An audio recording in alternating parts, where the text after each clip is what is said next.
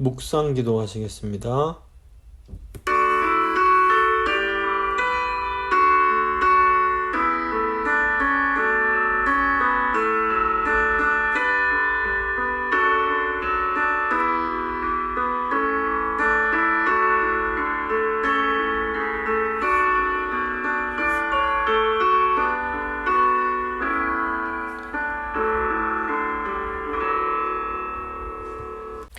사도신경 고백합니다. 나는 전능하신 아버지 하나님, 천지의 창조주를 믿습니다. 나는 그의 유일하신 아들 우리 주 예수 그리스도를 믿습니다. 그는 성령으로 잉태되어 동정녀 마리아에게서 나시고 본디오 빌라도에게 고난을 받아 십자가에 못 박혀 죽으시고 장사된 지 사흘 만에 죽은 자 가운데서 다시 살아나셨으며 하늘에 오르시어 전능하신 아버지 하나님 우편에 앉아 계시다가 거기로부터 살아있는 자와 죽은 자를 심판하러 오십니다. 나는 성령을 믿으며 거룩한 공교회와 성도의 교제와 죄를 용서받는 것과 몸의 부활과 영생을 믿습니다. 아멘. 찬송가 498장 찬양하겠습니다.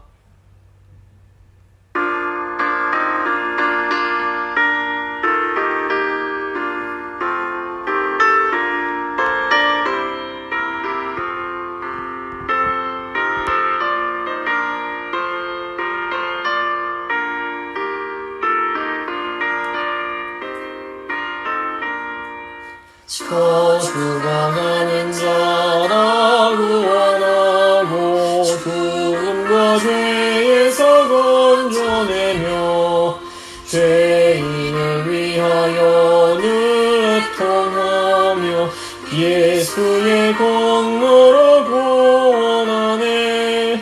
저 죽어가는 자 예수를 믿어 그의 힘입어 더 살겠네. 저 믿지 않는 자 불쌍히 여겨 참 회개할 때를 기다리네. 열심을 다하여 인도해보세. 예수를 믿으면 다 살겠네. 저 죽어가는 자 예수를 믿어 그의 힘입어 더 살겠네. 저 죽어가는 자 구원해내야 우리의 본분을 더하리니 예수의 구원을 전파할 때에 그 크신 능력을 더 주시네. 저 죽어가는 자 예수를 믿어 그의 힘입어 더 살겠네. 아멘.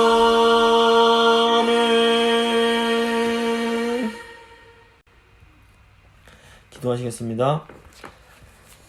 살아계신 하나님, 저에게 복음을 주심으로 죽어가는 자들을 살리는 이 귀한 사명 맡기심 감사드립니다.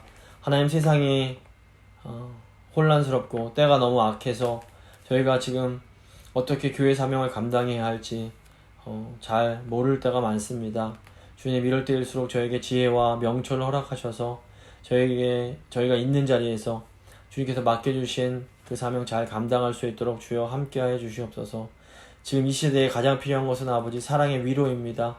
지금 저희가 예수님의 사랑을 먼저 담뿍 담게 하시고 그 사랑으로 가족들을 사랑으로 위로하게 하시고 또 친구들을 사랑으로 위로하게 하시며 주위에 소망을 잃고 위로가 필요한 자들을 하나님의 사랑으로 위로할 수 있도록 주여 함께하여 주시옵소서. 비록 몸으로 함께하지 못할지라도 전화나 다른 도구들을 통해서 기꺼이 사랑의 문 안에 인사를 하게 하시고 정말로 주님 이 힘든 시기일수록 더 복음의 빛을 환하게 비춰주는 저희 교회가 될 수 있도록 주여 함께하여 주시옵소서. 또 오늘 말씀 통해 저희를 교훈하실 텐데 주님 말씀 통해 저희 깨달음을 얻게 하시고 그 말씀에 순종함으로 아버지 증인된 삶 잘 살아낼 수 있도록 주여 함께하여 주시옵소서. 감사드리며 귀하신 예수 그리스도의 이름으로 기도드립니다. 아멘. 오늘 주신 하나님 말씀은 요한계시록 11장 7절부터 13절까지의 말씀입니다. 요한계시록 11장 7절부터 13절까지의 말씀 제가 읽어드리도록 하겠습니다. 그들이 그 증언을 마칠 때에 부족행으로부터 올라오는 짐승이 그들과 더불어 전쟁을 일으켜 그들을 이기고 그들을 죽일 터인즉 그들의 시차가 큰 성 길에 있으리니 그 성은 영적으로 하면 소돔이라고도 하고 애굽이라고도 하니 곧 그들의 주께서 십자가에 못 박히신 곳이라. 백성들과 족속과 방언과 나라 중에서 사람들이 그 시체를 사흘 반 동안을 보며 무덤에 장사하지 못하게 하리로다. 이 두 선지자가 땅에 사는 자들을 괴롭게 한 고로 땅에 사는 자들이 그들의 죽음을 즐거워하고 기뻐하여 서로 예물을 보내리라 하더라. 3일 반 후에 하나님께로부터 생기가 그들 속에 들어가매 그들이 발로 일어서니 구경하는 자들이 크게 두려워하더라. 하늘로부터 큰 음성이 있어 이리로 올라오라 함을 그들이 듣고 구름을 타고 하늘로 올라가니 그들의 원수들도 구경하더라. 그때 큰 지진이 나서 성 10분의 1이 무너지고 지진에서 죽은 사람이 7천이라. 그 남은 자들이 두려워하여 영광을 하늘의 하나님께 돌리더라. 아멘. 오늘 요한계시록 29번째 시간 두 증인의 죽음과 부활 이런 제목으로 함께 하는 말씀 생각해 보도록 하겠습니다. 요한계시록 11장에 나오는 성전 측량과 두 증인은 모두 교회를 상징합니다. 우선 성전 측량은 주님이 성전을 영적으로 준공검사하시는 것과 같다고 볼 수 있습니다. 그래서 하나님께서 성전을 측량하게 하심으로 거룩하고 진실한 교회가 되기 위해서는 바른 복음이 있어야 함을 우리에게 알려줍니다. 지금 이제 보면 성전 제단만 측량이 되는데 이것은 예수 그리스도의 십자가 보혈을 믿는 사람만이 하나님께 인정받게 됨을 상징합니다. 십자가 복음을 믿지 않고 하나님 앞에 자신이 죄인이라는 사실을 생각해 본 적이 없는 사람은 아무리 교회를 매주 다닌다고 해도 성전 마당만 밟는 사람과 같습니다. 교회 아무리 열심히 다녀도 복음의 은혜를 정말 깨닫지 못한 사람은 아직 진정한 하나님의 백성이라고 할 수 없습니다. 얼른 복음을 영접하는 것이 이제 중요합니다. 이제 그 이후에 두 증인에 대한 내용이 나오는데 이것은 교회가 예수님을 증거하는 사명을 감당해야 함을 의미합니다. 주님은 교회에게 엘리야의 능력과 모세의 능력을 주셔서 이 세상의 증인이 되게 하십니다. 하지만 두 증인인 교회는 또한 예수님이 죽으시고 또 부활하시고 승천하신 것처럼 이 증인된 사명을 감당하는 과정 중에 약한 세상에 의해 죽임을 당하고 또 부활과 승천을 경험하게 됩니다. 먼저 이제 두 증인의 죽음에 대해서 생각해 보겠습니다. 지난 시간까지 두 증인의 증인 사역에 대해서 살펴봤고 오늘은 두 증인의 죽음입니다. 7절입니다. 그들이 그 증언을 마칠 때에 무적행위로부터 올라오는 짐승이 그들과 더불어 전쟁을 일으켜 그들을 이기고 그들을 죽일 터인즉 두 증인의 죽음은 예수님께서 십자가에서 달려 죽으신 것처럼 악한 사탄의 세력에 의해서 교회가 죽임당하는 것을 의미합니다. 교회는 이 세상에서 하나님의 진리를 증거하기 위해서 존재합니다. 교회가 구원의 복음을 충분히 전할 때까지 하나님은 엘리야와 모세의 능력을 교회에게 주심으로 교회가 그 사명을 감당하게 하십니다. 근데 교회가 그 증거를 마칠 때쯤이 되면 무적행에서 짐승이 올라와서 교회와 싸워서 이깁니다. 이 지금 무적행에서 올라온 짐승은 교회를 박해하는 세상의 통치자들을 상징하는데 계시록 13장과 17장에서 이 짐승이 더 자세하게 소개가 됩니다. 물론 이제 모든 통치자들이 무적행에서 올라온 짐승은 아닙니다. 사실 세상의 권력은 하나님을 대신해서 질서를 유지시키는 하나님의 사자들과 같습니다. 권력자들은 하나님이 자신들에게 주신 그 권한의 범위 안에서 정의롭게 다스려야 합니다. 그런데 어떤 권력자들은 자신의 한계를 인정하지 않습니다. 그래서 로마 시대 네로와 같은 권력자들은 자신을 하나님의 위치에 올려놓고 온갖 교만한 그런 행동을 행합니다. 이렇게 하나님 무서운 줄 모르고 자기 뜻대로 행하는 권력자들이 바로 부정행에서 올라온 짐승과 같은 자들입니다. 이제 이런 사람들이 보면 교회를 굉장히 미워합니다. 왜냐하면 교회는 이런 권력자들을 신으로 인정하지도 않고 또 그들 두려워하지도 않기 때문에 그렇습니다. 8절 보시면 그들의 시체가 큰 성 길에 있으리니 그 성은 영적으로 하면 소돔이라고도 하고 애굽이라고도 하니 곧 그들의 주께서 십자가에 못 박히신 곳이라.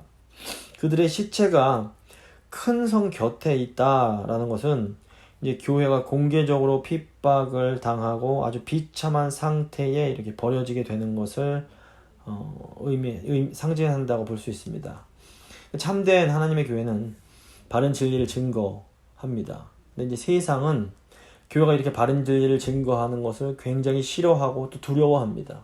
자신들의 거짓이 드러나기 때문에 그렇습니다. 그래서 세상은 바른 진리를 증거하는 교회를 핍박하고 죽이려고 합니다.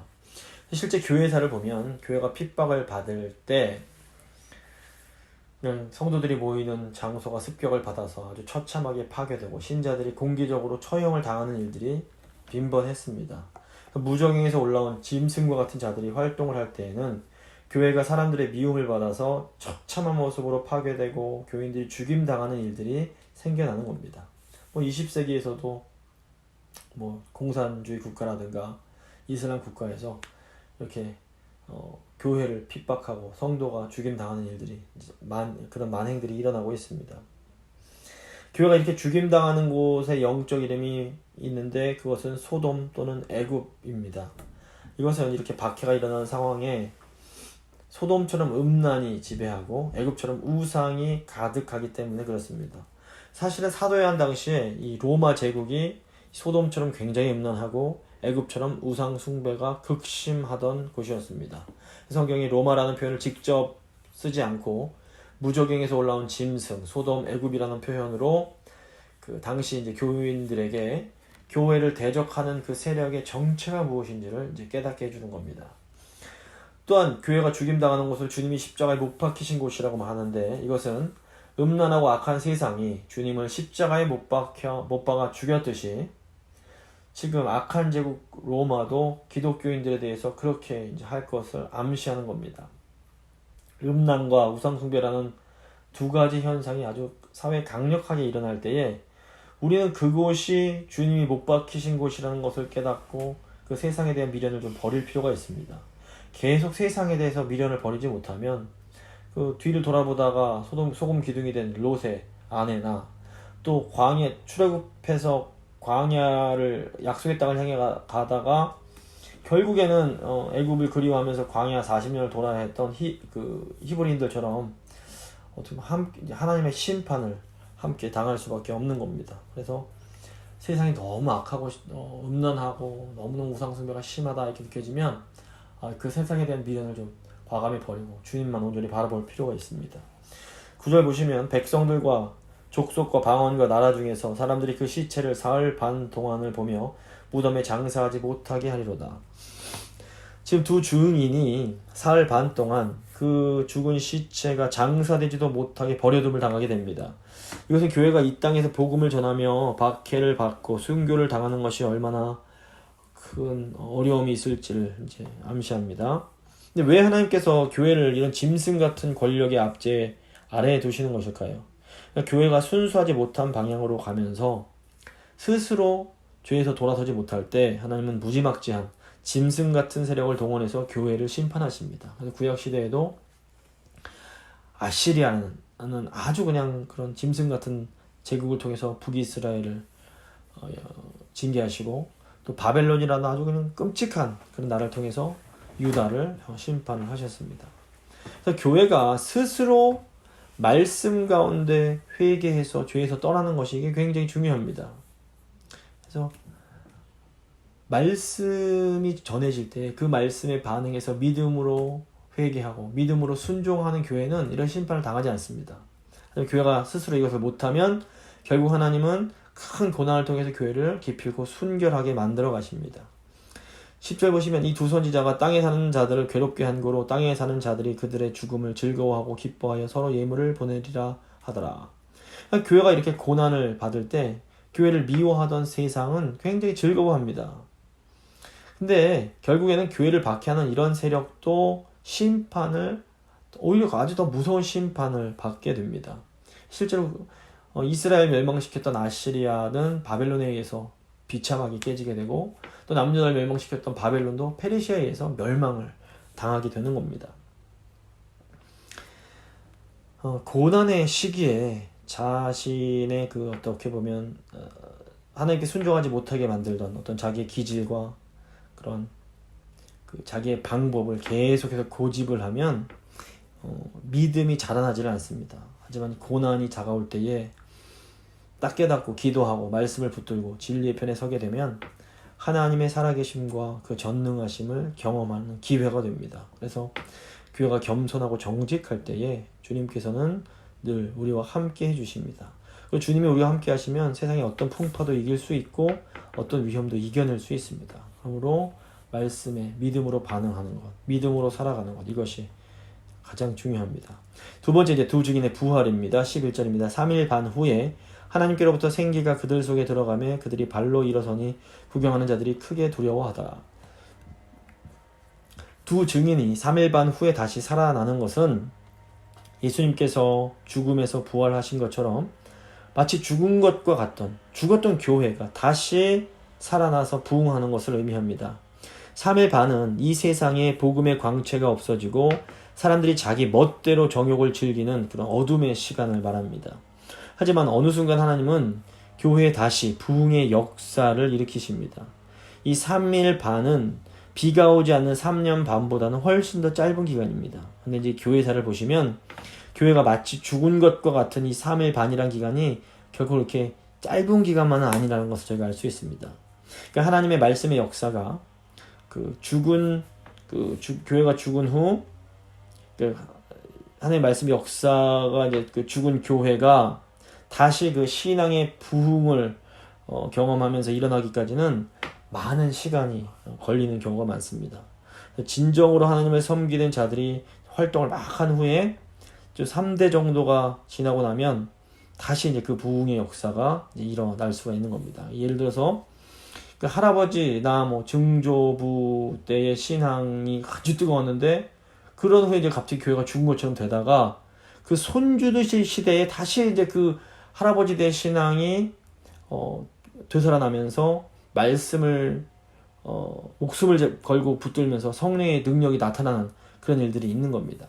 이때가 이제 보면 죽은 두 증인이 다시 살아나는 부흥의 시간이라고 할 수 있습니다. 보시면 이제 이때 생기가 저희 속에 들어간다라고 하는데 이것은 성령의 역사가 교회 안에 이제 일어나는 것을 의미합니다. 성령이 일하시는 것은 언제나 하나님의 말씀을 공부하고 연구하는 데서부터 시작이 됩니다. 영적으로 빛이 어둡고 메마른 가운데 누군가가 성경을 붙들고 연구하고 공부하기 시작합니다. 그때 이와 함께 말씀을 듣고 말씀에 이제 순종하면서 살아가겠다는 사람들이 많아지기 시작하면서 성령의 능력이 막 이제 드러나는 겁니다. 그들이 발로 일어선다라는 것은 그 교회가 외부의 도움 없이 말씀의 능력으로 다시 힘을 얻고 부흥되는 것을 상징한다고 볼 수 있습니다. 에스겔의 그 환상처럼 마른 뼈가 다시 생기를 얻어서 살아나는 그런 일이 교회 가운데 일어나는 겁니다. 교회는 어떤 세상적인 방법으로, 인간적인 방법으로 일으킬 수 없습니다. 오직 성령의 능력으로 스스로 일어나야 되는 겁니다. 그때 사람들은 진정한 교회의 모습을 보면서 두려워하기 시작합니다. 사람을 두려워하지 않고 오직 바른 진리를 붙드는 교회의 존재는 온 세상을 두려움에 빠지게 만듭니다. 사도행전 보시면 그 세상이 감당 못하는 그런 존재가 되는 겁니다. 사단이 원하는 것은 뭐냐면 이 세상에서 이렇게 진정하게 말씀 붙들고 성령에 의해서 스스로 일어나서 활동하는 교회가 사라지는 겁니다. 사탄은 진실된 하나님의 백성들이 하나도 남지 않고 다 없어지기를 바랍니다. 사단이 하나님 백성이나 교회를 없애는 방법이 두 가지입니다. 하나는 아예 대놓고 노골적으로 막 핍박하고 박해하고 죽이는 겁니다. 그래서 자신이 만들어 놓은 우상에게 절하지 않는 사람을 잡아 가두고 때리고 죽입니다. 여기 일제 그 강점기 때도 신사참이 않는 백성들은 잡아다가 정말 고문하고 죽이고 이런 일들이 있었던 겁니다. 또 다른 마귀의 방법이 뭐냐면 세상의 쾌락과 즐거움에 도취되게 만들어서 신앙에서 스스로 멀어지게 만드는 겁니다. 세상에서 자기 멋대로 술에 취하고 죄도 짓고 즐기면서 욕망을 발산하게 해서 신앙생활에서 멀어지게 만드는 겁니다. 근데 로마 시대 같은 경우에 보면 이 두 가지가 동시에 다 일어납니다. 황제 숭배를 거부한 자들을 고문하고 핍박하고 압박하면서 동시에 다른 한쪽에서는 발람의 교훈이나 이세벨의 교훈과 같은 어떤 탐욕적이고 쾌락적인 유혹으로 교회를 막 흔들었던 겁니다. 오늘날에 어떻습니까? 오늘날에도 이 두 가지가 사실은 동시에 다 이루어지고 있습니다. 한편에서 이슬람권이나 공산권에서는 대놓고 기독교를 핍박합니다. 또 지금 뭐 미국적 상황도 우리가 신앙생활을 하기에 점점 더 힘들어지는 그런 상황이 되고 있습니다. 또 다른 한편 자유가 있는 국가에서는 탐욕적이고 쾌락적인 유혹으로 또 교회를 흔들어댑니다. 그러니까 마귀가 이런 식으로 이 두 증인인 교회를 죽이면 사람들이 교회를 떠나고 교회가 문을 닫는 현상이 이제 일어나게 됩니다. 근데 이 기간 보면 마치 교회가 죽은 것처럼 보입니다. 하나님의 교회가 죽은 동안 사람들은 이제 뭐 교회가 없으니 말씀 들을 데가 없는 겁니다. 말씀이 없으니까 양심의 가책도 없고 모든 것을 자기 멋대로 자기 원하는 대로 이제 하면서 삽니다. 이렇게 살면 좋기는 좋은데 이렇게 살다 보면 어떻게 됩니까? 마음이 허무해지는 겁니다. 물질적으로 풍요하고 자유가 있지만 그렇게 마음이 행복하지가 않은 겁니다. 그래서 사람은 교회에서 흘러나오는 성령의 은혜로 이 세상에서의 그 삶의 가치를 찾으면서 살아야 됩니다. 그런데 이 성령의 역사가 없으니까 세상에 사는 의미가 점점 사라지게 되는 겁니다. 이게 오늘의 시대가 너무 이 시대와 흡사합니다. 자기 욕심만 추구하다가 사람들이 결국 경험하는 게 뭐냐면 허무감입니다. 그래서 이 시대 젊은이들이 가장 많이 호소하는 것이 그 허무함, 그 empty feeling입니다. 마음이 그냥 텅 빈 것 같은 겁니다. 사람은 하나님의 형상대로 창조되었기 때문에 하나님의 은혜로 살아야 됩니다. 그래서 예수님은 사람이 떡으로만 살 것이 아니요 하나님의 입에서 나오는 말씀으로 살아야 된다라고 말씀하셨습니다. 그래서 하나님의 말씀을 들을 때에 하나님과의 관계가 회복되면서 나 자신이 누구인지를 깨닫고 내가 얼마나 존귀한 존재인지를 깨닫게 됩니다. 그러니까 하나님이 어떤 분이신 줄을 제대로 아는 것이 구원 이후 최고의 복이라고 할 수 있습니다. 하나님을 제대로 알고 나면 이제는 세상에 보이는 것을 위해서 살지 않고 보이지 않는 하나님을 섬기며 또 다른 사람을 사랑하면서 영혼을 구원하는 즐거움으로 살 수 있게 되는 겁니다. 그러니까 교회를 살리는 것은 언제나 성령이 하시는 일입니다. 성령께서 먼저 소수의 사람들의 마음을 말씀으로 사로잡아 주시고 그 후에 이제 그들을 통해서 교회가 다시 살아나는 역사가 일어나는 겁니다. 사실은 이것이 어떤 정치에서 기독교적인 어떤 법을 발의하고 이런 것보다도 사실 이렇게 교회가 정말 성령의 능력으로 다시 말씀 가운데 살아나는 것이 우리가 세상을 이기는 제대로 된 방법이라고 할 수 있습니다. 세 번째 두 증인의 영광입니다. 12절입니다. 하늘로부터 큰 음성이 있어 이리로 올라오라 함을 그들이 듣고 구름을 타고 하늘로 올라가니 그들의 원수들도 구경하더라. 다시 생명을 얻은 교회가 궁극적으로 어떻게 됩니까? 교회는 결국 하늘로 올라가게 됩니다.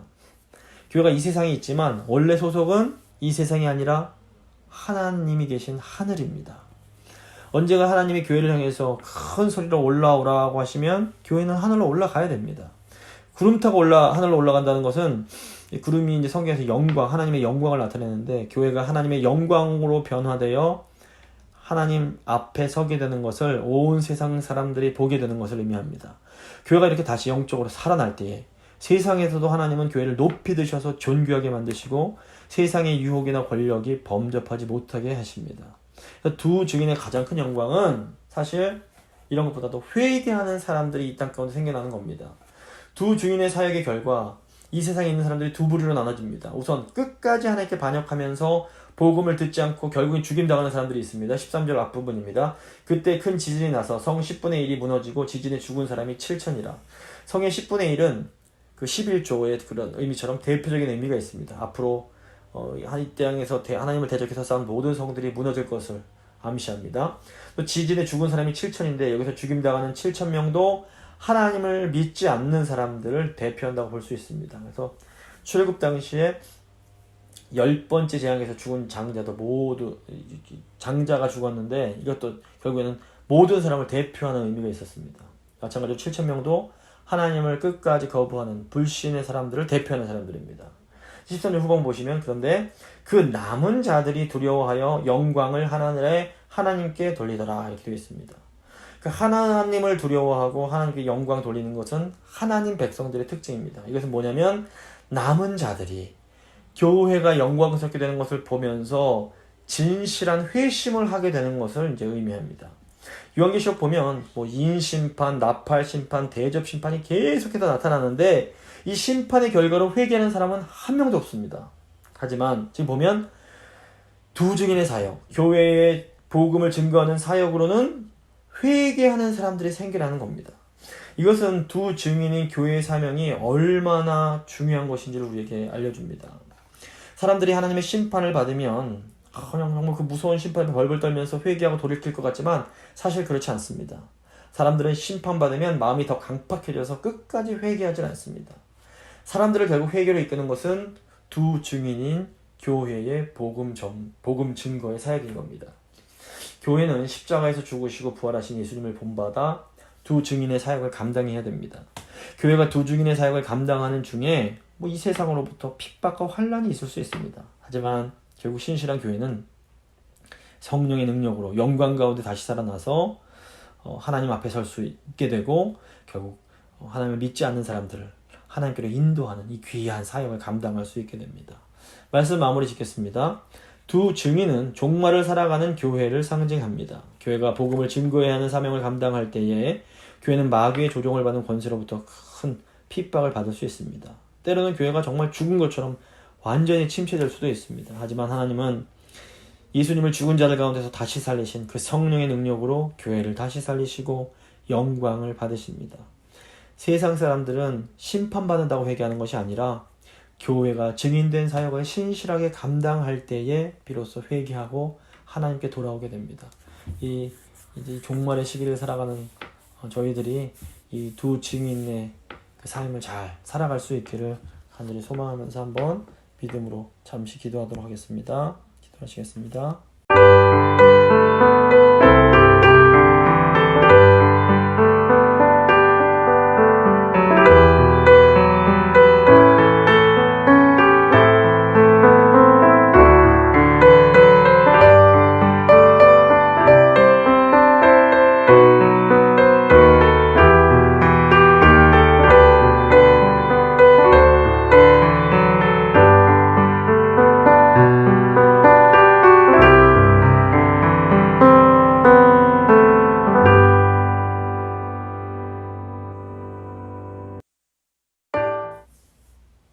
기도하시겠습니다.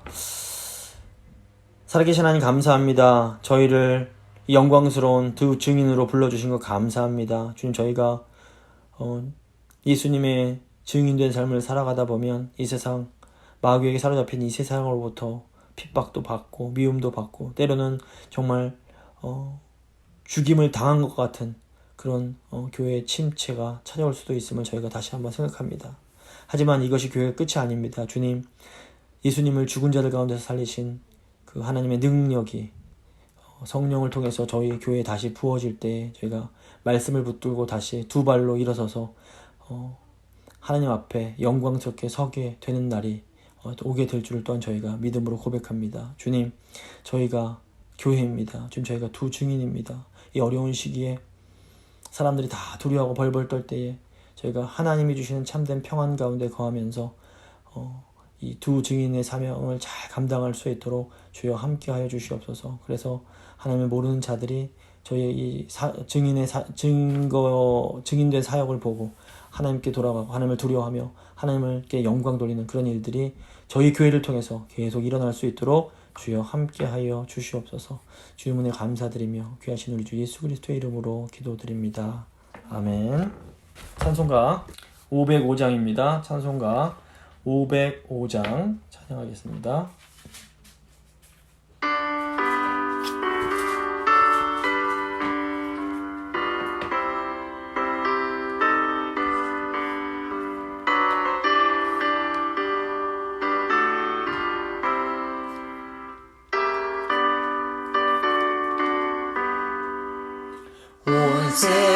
세상 위하여 나 복음 전하리. 만 백성 모두 나와서 주 말씀 들으라.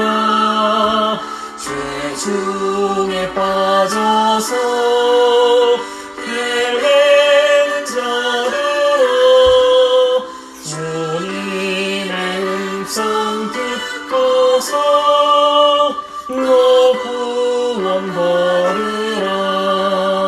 전하고 기도해 매일 주님 되리라.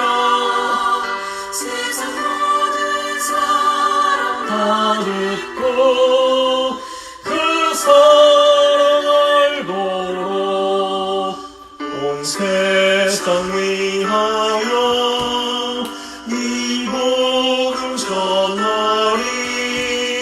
저 죄인 회개하고서 주 예수 믿으라. 이 세상 구하려 주 돌아가신 것 나 증거하지 않으면 그 사랑 모르니. 전하고 기도해 매일 주님 되리라. 세상 모든 사람 다 듣고 그 사랑 알도록 온 세상 위하여 주의 임하니. 주 예수 이름 힘입어 이 복음 전하자. 먼 곳에 나가서 전하지 못해도 나 어느 곳에 있든지 늘 기도 힘쓰리. 전하고 기도해 매일 주님 되리라. 세상 모든 사람 다 듣고 그 사랑 알도록.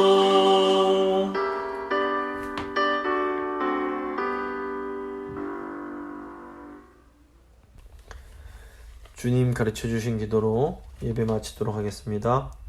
하늘에 계신 우리 아버지, 아버지의 이름을 거룩하게 하시며 아버지의 나라가 오게 하시며 아버지의 뜻이 하늘에서와 같이 땅에서도 이루어지게 하소서. 오늘 우리에게 일용할 양식을 주시고 우리가 우리에게 잘못한 사람을 용서해 준 것 같이 우리 죄를 용서하여 주시고 우리를 시험에 빠지지 않게 하시고 악에서 구하소서. 나라와 권능과 영광이 영원히 아버지의 것입니다. 아멘.